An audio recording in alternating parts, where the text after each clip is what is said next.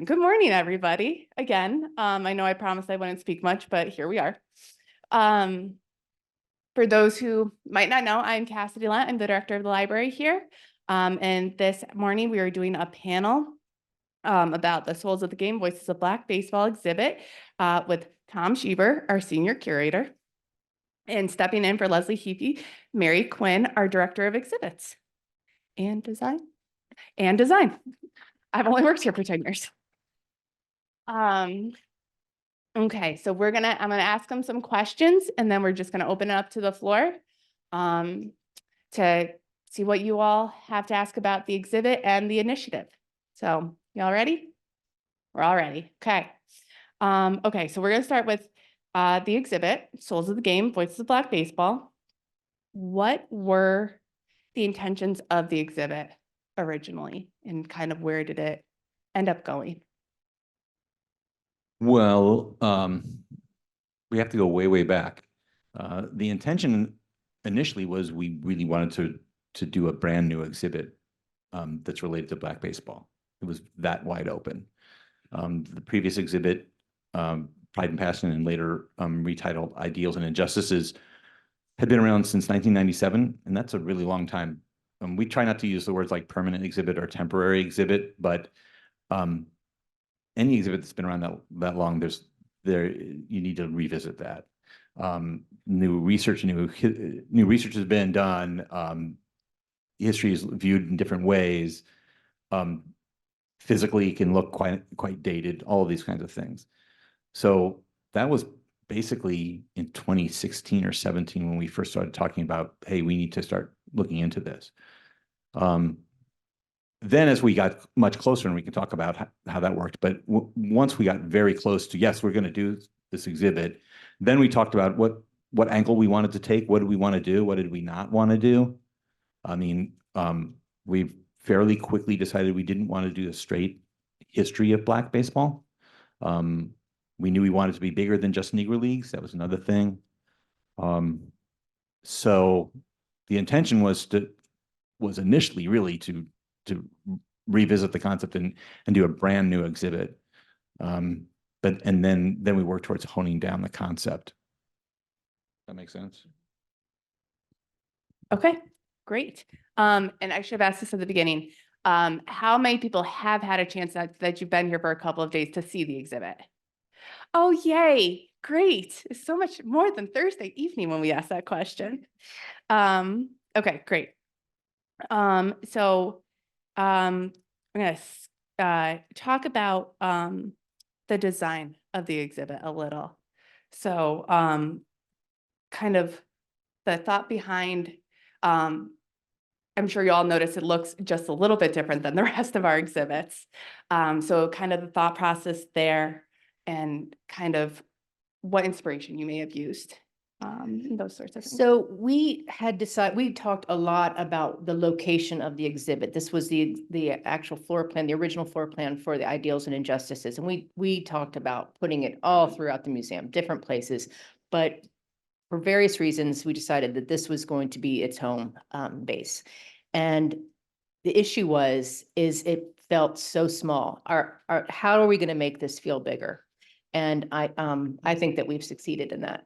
But the design itself, what I wanted to do, because we were spanning time, I wanted it to have a very fresh, modern feel to it, but I wanted to have nod to, say, the 1850s, to the Negro Leagues. And that is some of those details on the green, what we call witnesses in the inside, and then the outside with the interactive is that green metal framing. That is actually inspired by Doubleday Field. If you've been in that grandstand, that is kind of, that was the inspiration for that. The other thing I wanted to do was, the floor is different. All the rest of the exhibits are carpeted. I wanted to have a clean floor, just another nod to kind of opening up that space to doing something different. One of the fun things that I like to point out is the cherry wall that's out front and some of the details inside. So that cherry was left over from our renovation, which was 2004, and had been sitting in our warehouse. And I said, what can I do with this cherry? And I had it all shipped to the fabricator and made that, all that beautiful cherry paneling. And you know, the cherry, the beauty about cherry too, is it will age just as well. I mean, it's going to age beautifully. It's very light now, but it'll darken in time. And I think that's going to be fun to watch. The other thing I wanted to do with the vibrant colors was the background of those, and this is kind of subtle, but the background of those cases when you go through is really inspired by Gee's Ben's quilts, which is African-American community city town in Alabama. These women have been quilting for generations, and I really loved what they do. I love textiles. I love that look. They kind of were found by modern collectors, by museums. And now I don't know if anybody of you know about them, but now they have a real following of their quilts. So the backgrounds are all inspired images from the quilts, the colors, and then the patterns. And I wanted to really show kind of the breadth and depth of all of these people, players, fans, whatever, that were of that time. So when you kind of look behind there, you'll see, you know, George Foster, or you'll see, well, just about hundreds of them actually, but you can see it in those different time periods.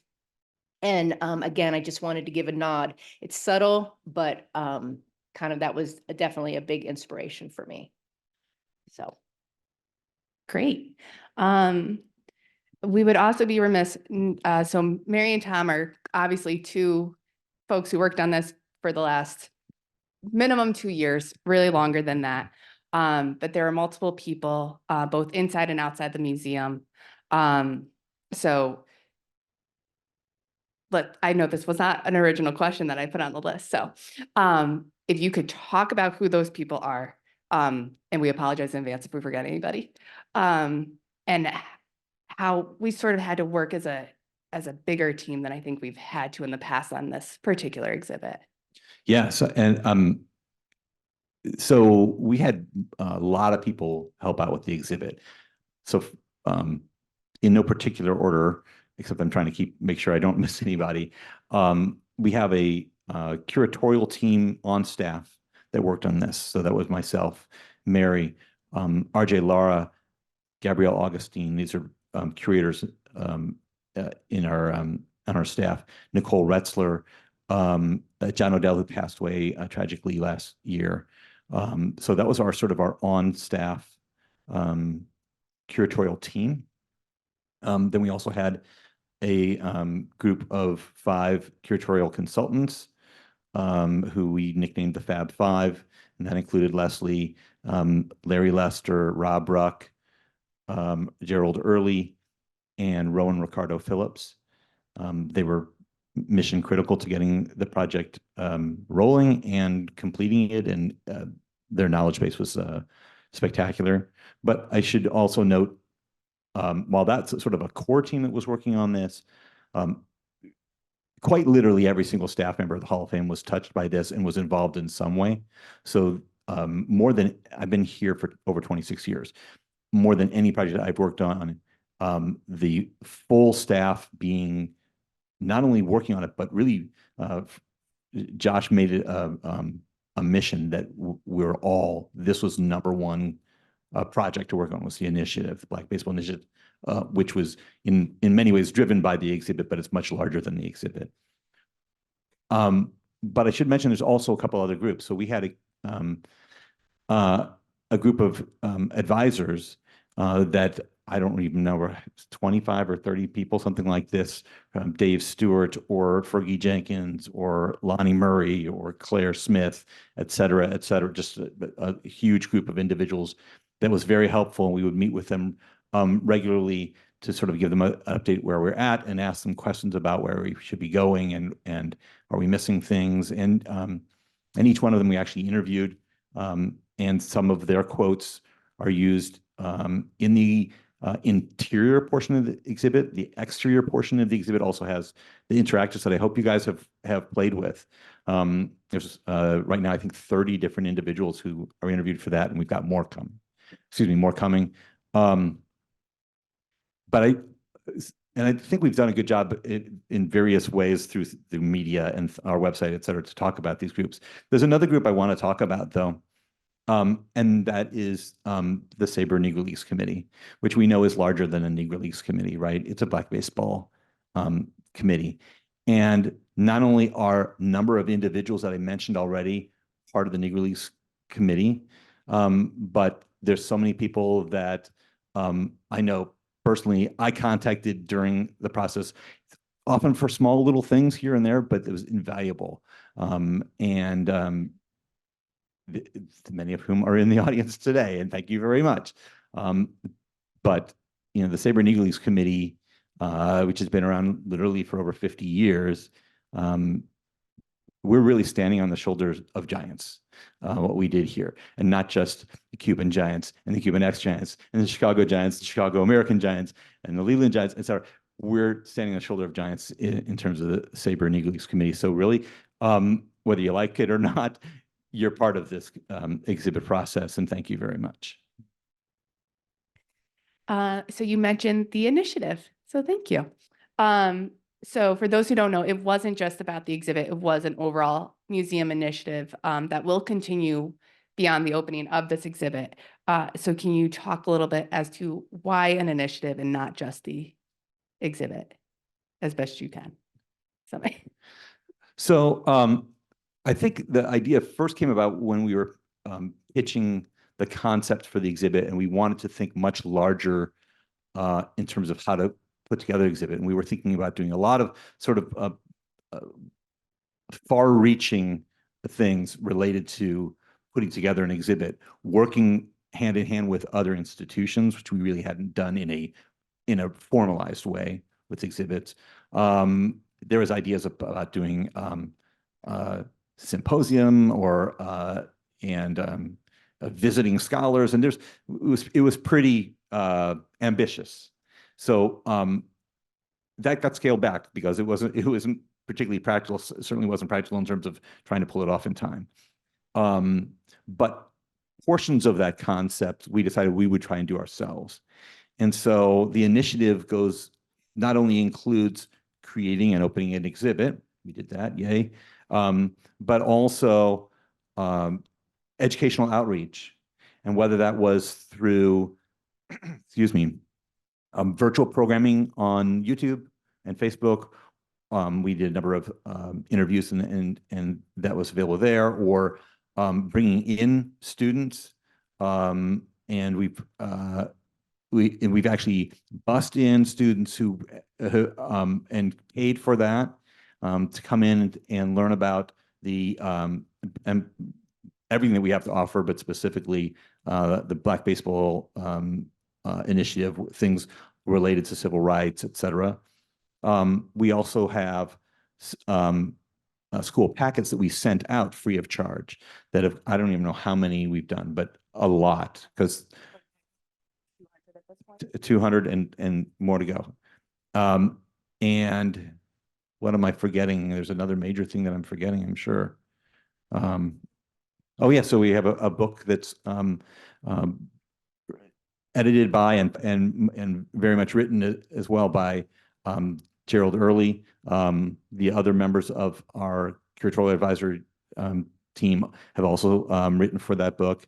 I think there's a couple others, so that's coming out, I believe, next year.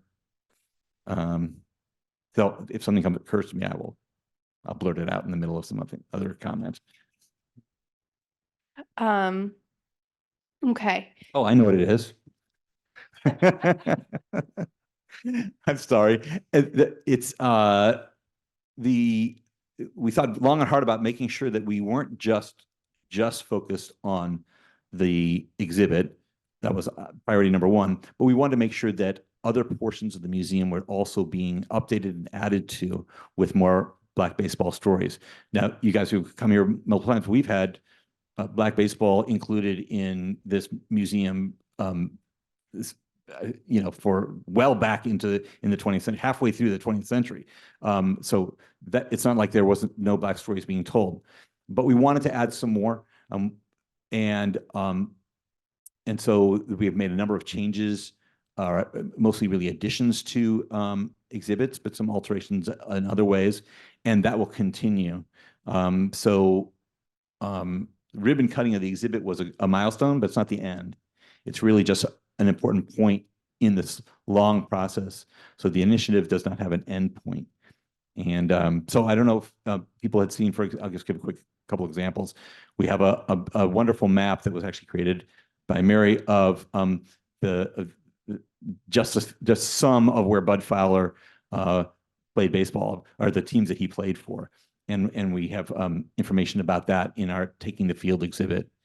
And then also in Taking the Field, we have the beautiful, really quite stunning image of Javon Emery and his amazing story of dancing back and forth across the color line in the late 19th century. We'll have more additions in our timeline portion of the exhibit to talk about Black baseball. It's not going to be, the stories are not cordoned off into one exhibit.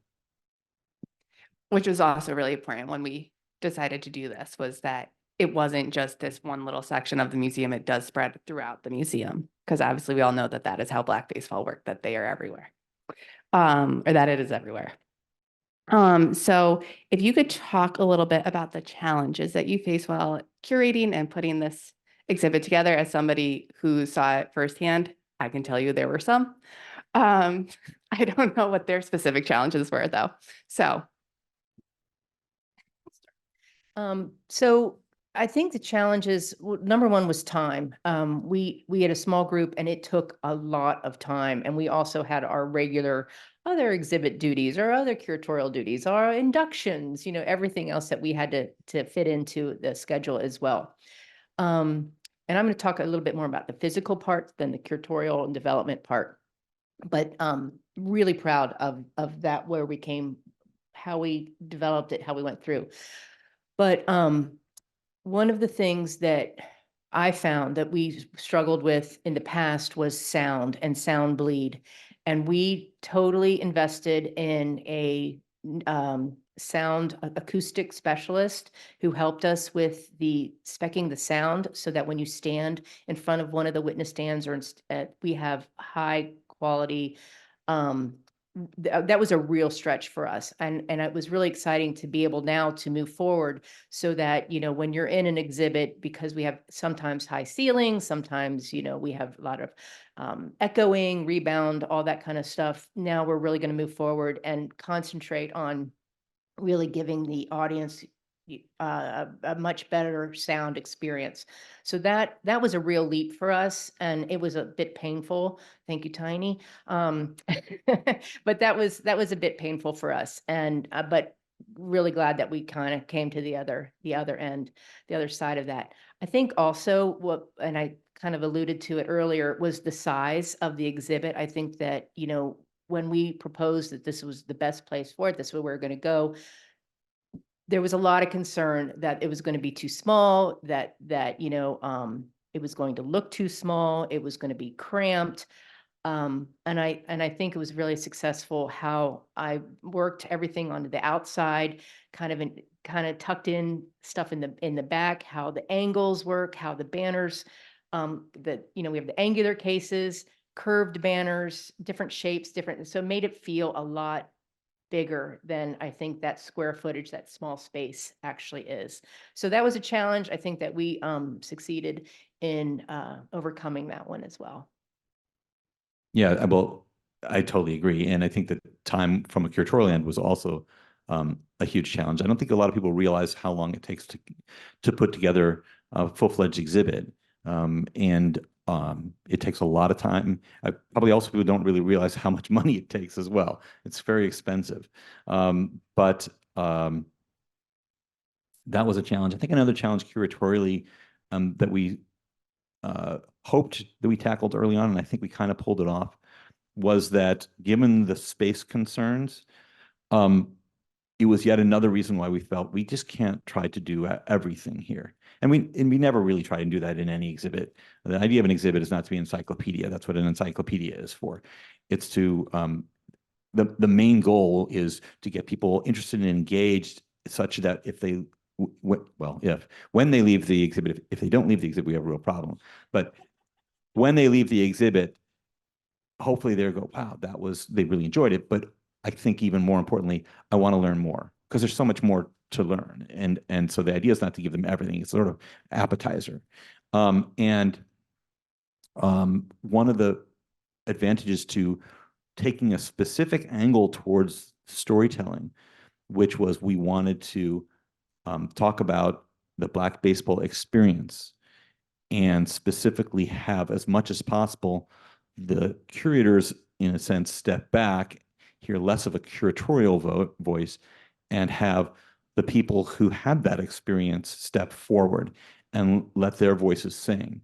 And that's why we have the subtitle Voices Voices of Black Baseball. So our Voices of the Game. Now I'm getting confused.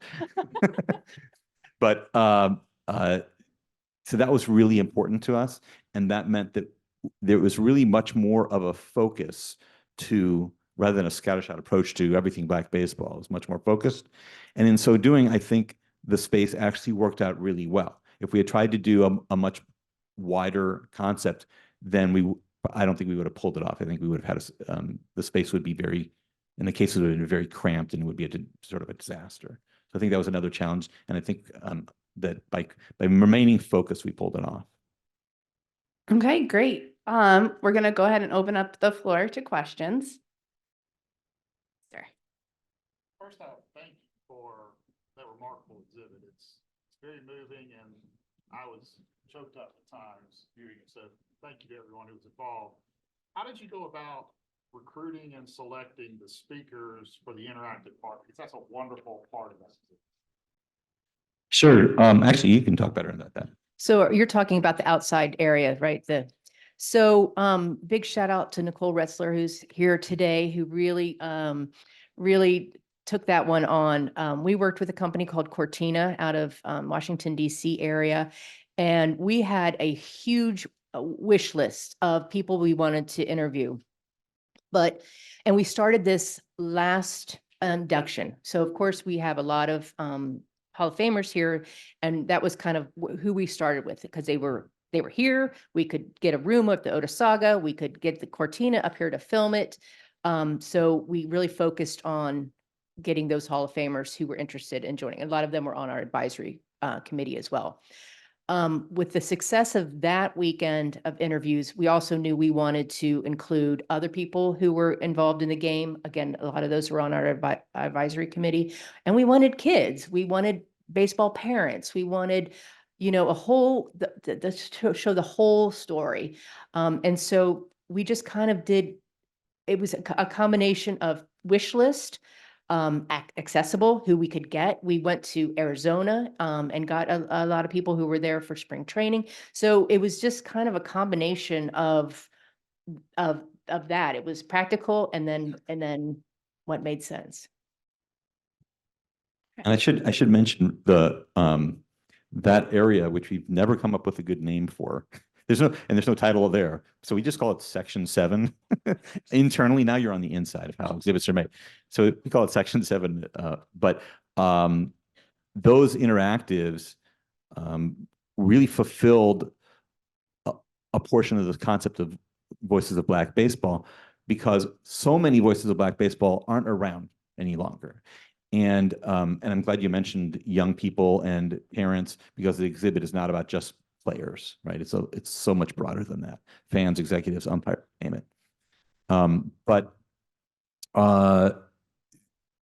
we realized very early on that if someone was still alive, let's quite literally hear from them, if at all possible, to share their experience.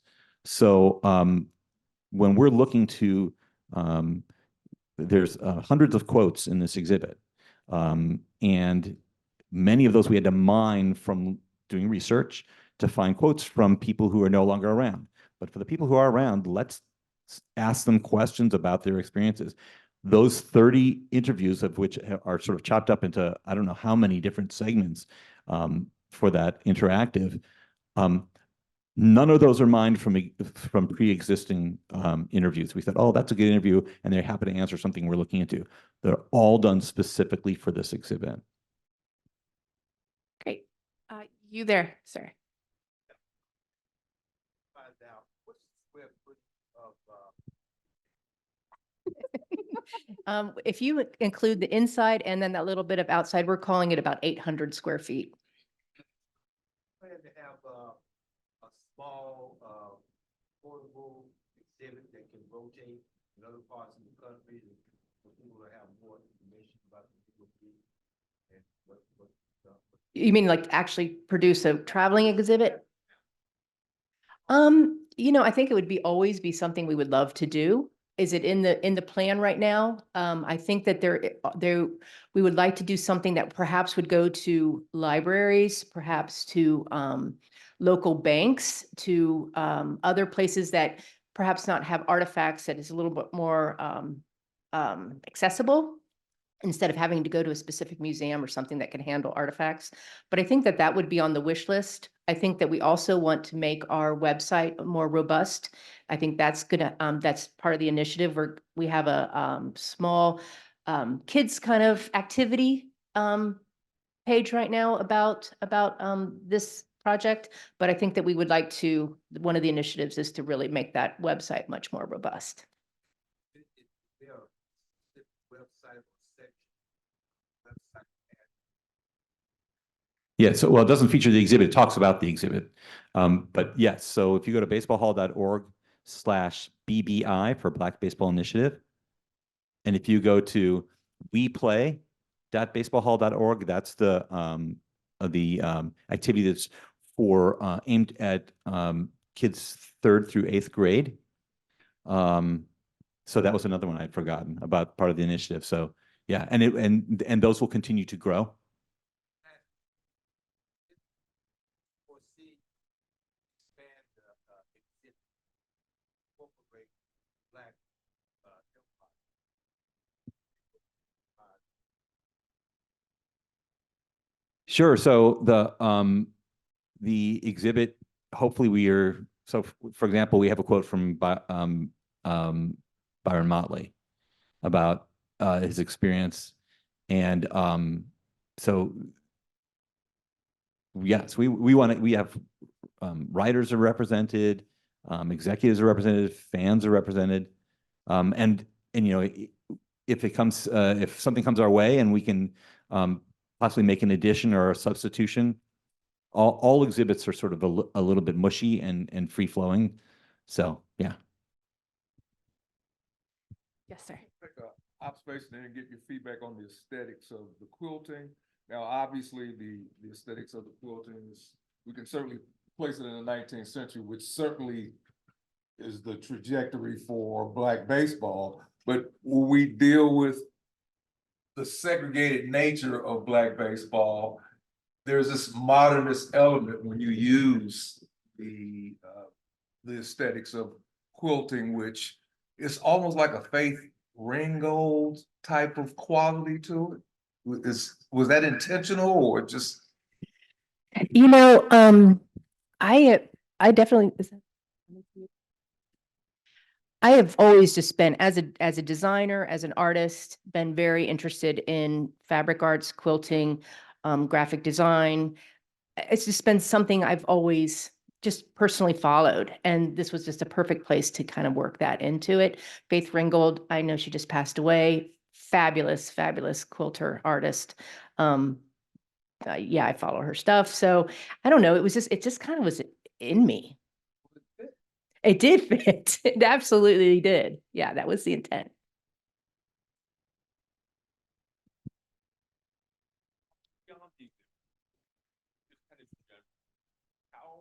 How are you reacting? MLB announcing, and then recently I was walking through and there's a picture of Roy Campanella. And there's the caption talks about Roy Campanella's career totals. He hit 242 career home runs. And my first thought was, I wonder what the number is now. And I looked it up. But are there plans to go through and sort of more comprehensively integrate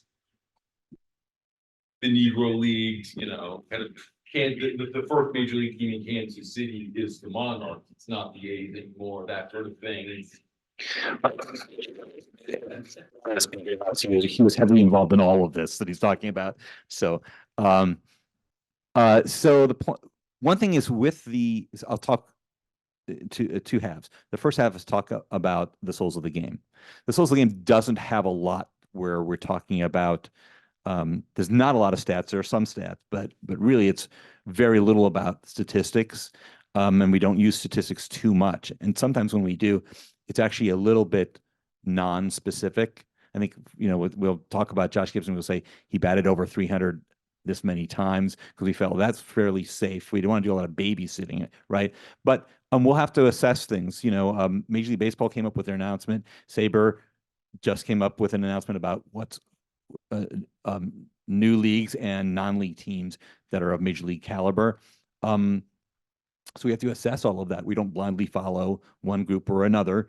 But as it turns out, as far as that particular exhibit goes, there's going to be, I think, a minimal amount of work we might have to do, because it's really not statistics, and whether something is major league or not is really not part of what we were trying to do.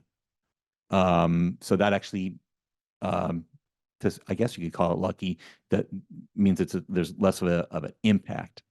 As far as the rest of the museum, once again, we're gonna have to decide what is the angle to go.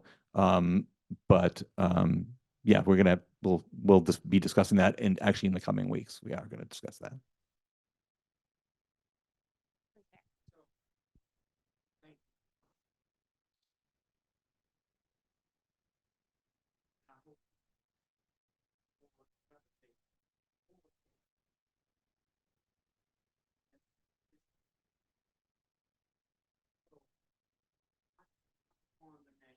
Souls of the game. On that end, souls of the game. How did you come upon it? Right. So I'm going to read something to you, which because I don't have it memorized. But it's the opening, the introductory panel to the exhibit. So, and I'm not going to read the whole thing, but we said, in the beginning, black baseball was stitched deeply into the fabric of the burgeoning national game. Once again, even the exhibit is embracing quilting in the way we're talking. And for as long as there's been baseball, black players, owners, fans, and countless others, the souls of the game have repaired and strengthened that fabric. So one, it's a nod to everyone who's involved. It's not the players of the game, not just the writers of the game, but it's also very clearly, it was clear to us, a nod to W.E.B. Du Bois's important book. So that was the origin of the exhibit title, and then the subtitle. We really wanted to emphasize that you're going to hear from those who were there then, and who and still are there, that are living the experience. But anybody who's heard me talk about this is very sick of me talking about how this exhibit is about the black baseball experience. And that experience really has quite little to do with statistics or whether something is technically or not, or theoretically, or the opinion is what's major league and what isn't. That's really not the experience.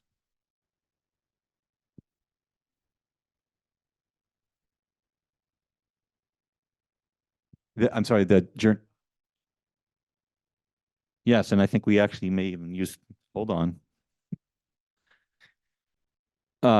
It's the enduring spirit of progress and the indelible mark left on the game and on the complex quilt of American life. Wow, we're really overt there. Wow. In the end, the black baseball experience is about dismantling barriers, challenging norms, and the relentless pursuit of excellence and equality. I think you're right. Yeah. Thinking about accession artifacts, did you ever find yourself limited, saying, "Boy, we really should have X, Y, or Z, and yeah, we don't have it in our collection"? I mean, you've been to our We use more words than just damn.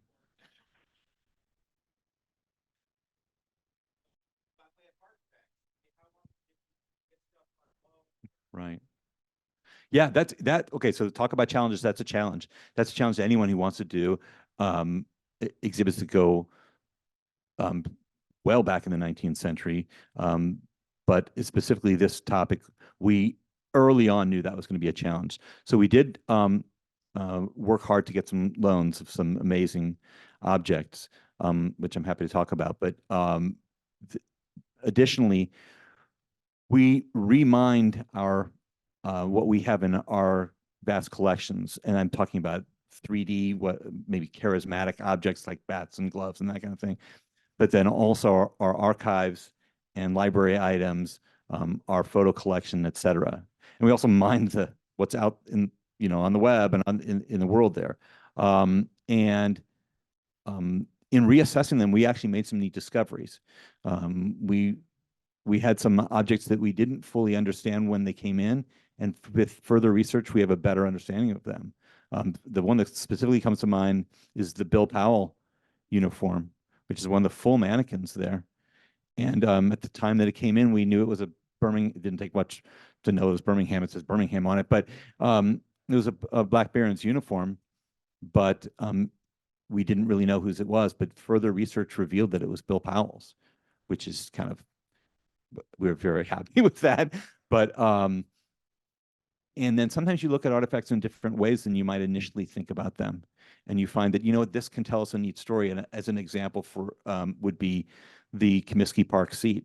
Now, the reason we collected that was not because of Black baseball history, but we realized that there are a lot of people who sat in that seat who saw not only Chicago American Giants games but East-West games, and so you really have to take a step back when you're looking at the world of possibilities and be very, very open and creative with your thought process. Kind of following up on that artifact story, the two things that immediately caught my eye that I'm so thrilled to see there were the Newark Eagles banner, which came out of the archives at the hall, I believe, and then Josh Gibson's Puerto Rico Winter League trophy, which is on loan from the Josh Gibson family or the foundation. Right, right. Share stories about maybe things that you tried to get and got and were like, yay, this is great, or things that you wanted to get and were unable to track down. I'll stick with the former one. I don't want to name names, but no, I think one that really excited me was a loan from a gentleman named Al Jagella, who loaned 3 bats, of which 2 are in that exhibit, and a third bat will be going on exhibit. Those are bats used by Pete Hill and a bat used by why am I blanking out on yeah, Martin Digo. Thank you. Sorry about that. We were floored by that. And it's hard to find specifically related to Negro Leagues. It's hard to find objects that you feel really good about. Yeah, this is, we have to make sure that we feel good that this is really what it purports to be, or can't just sort of guess at it, right? And we did a lot of research on those, and they're fantastic. Yeah. I was just going to add the locker, the Barry Bonds, Willie Mays locker. That was just kind of out of the blue. We did not really seek that out. We didn't even know who owned it, if it was anywhere, and it was in So we're all big 49ers fans now, because Steve Mariucci, who you may remember was a longtime coach for the Niners, he got it. I'm not even sure exactly how he got it, but I think they were dismantling stuff at Candlestick Park, which was where the Niners played and obviously where the San Francisco Giants played. And he contacted us and he said, would you be interested in this locker? That was in the grand scheme of things in exhibit world, that was fairly last moment, as it turns out. That was not really part of the plan, and we got very lucky with the offer and with the size. Kind of as, I'm not a big believer in higher power, but I think maybe there was something going on because it worked out just perfectly. But that's a jaw-dropping cool artifact, and that was a donation actually from Steve Mariucci. So go Niners. Okay, so on the artifact question, what is your favorite artifact in the exhibit? You know, you mentioned it, and it's the loan, it's the Josh Gibson Trophy. For that to be here is such an amazing story. It was a challenge. It was, there was all kinds of, you know, going back and forth. We knew we really wanted that badly. And I'm so thrilled that the Gibson Foundation, the family really decided that we could have that as a loan. Agreed. There's not a lot of Josh Gibson three-dimensional objects out there. And just ask Sean Gibson. He knows it better than anyone. So that was really wonderful. Favorite.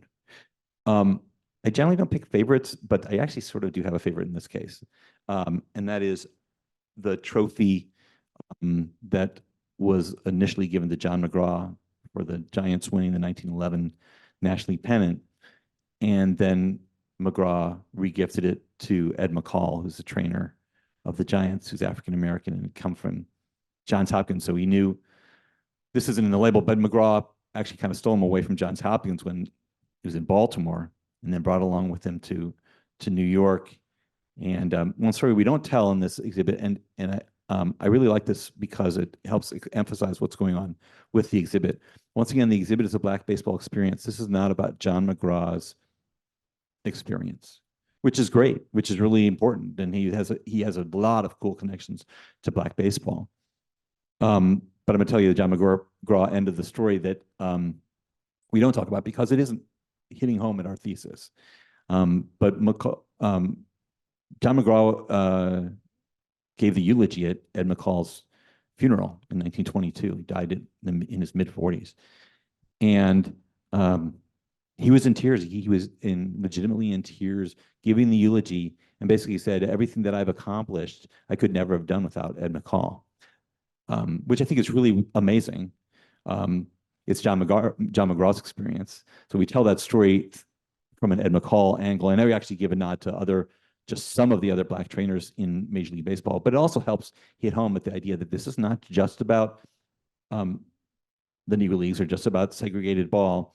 Here are these guys who worked in Major League Baseball, but they had their own Black baseball experience. So we know some of the artifacts that made the cut. But what did make the cut and what did not make the cut and why?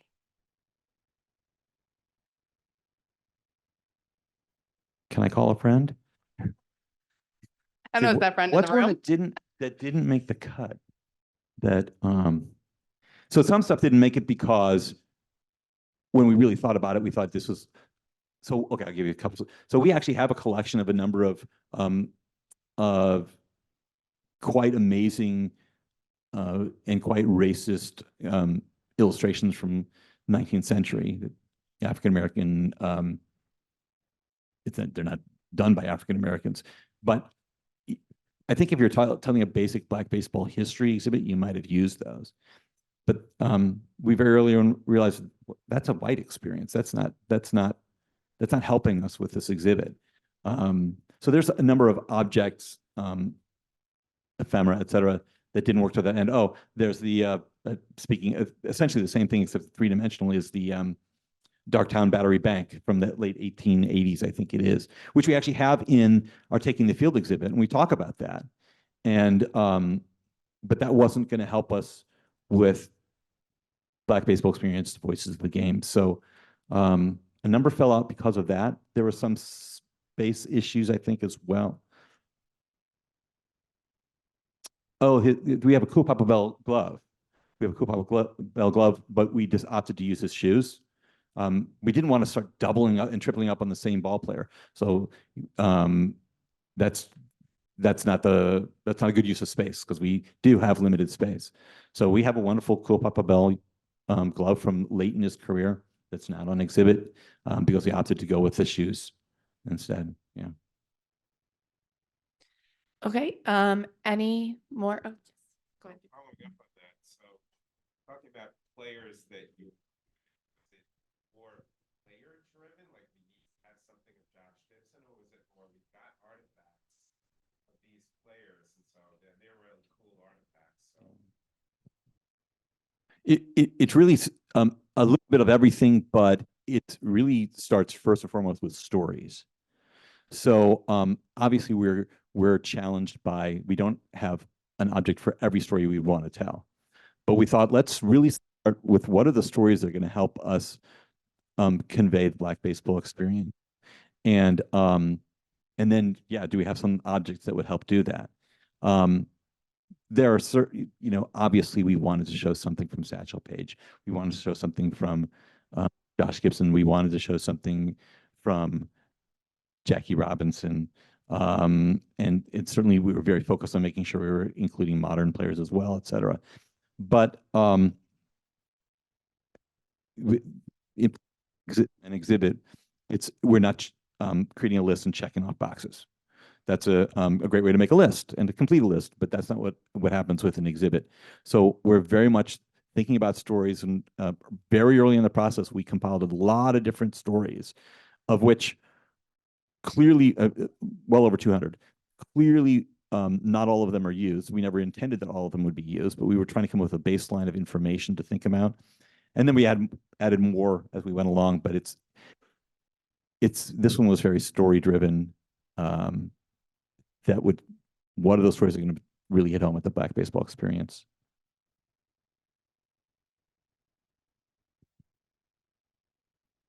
We have time for any others? If not, I'll ask one more. Oh, go ahead. Yeah. I wanted to share a comment with you that I heard when I was walking through the exhibit. There was a family in there, and the daughter, she's probably late teens, said, I only ever knew Black baseball as the Kansas City Monarchs, and I'm so happy to see that there's so little of that here and so much else. I really learned a lot. I thought that was really cool. That's great. Yeah. Getting choked up.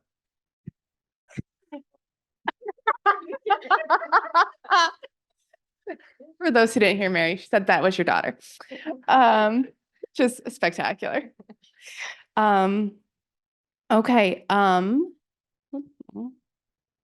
think that's all the questions I had. So I'll let you all out to lunch early. Yay, good job. If you haven't, even if you have, please go check out the exhibit again. Come back many times, because as Tom mentioned, not everything that's going to be up in the museum is up. And also we will, as loans expire and as things need to rest, we will be changing items in that exhibit. So it's not going to stay static. It's going to be living, breathing, beautiful. Check out the website. That list of advisory board members is also on the website. So you can kind of check out who we reached out to, who helped us do this incredible thing here. You're free to go to lunch, enjoy, be back here at 1:15 for the next presentation.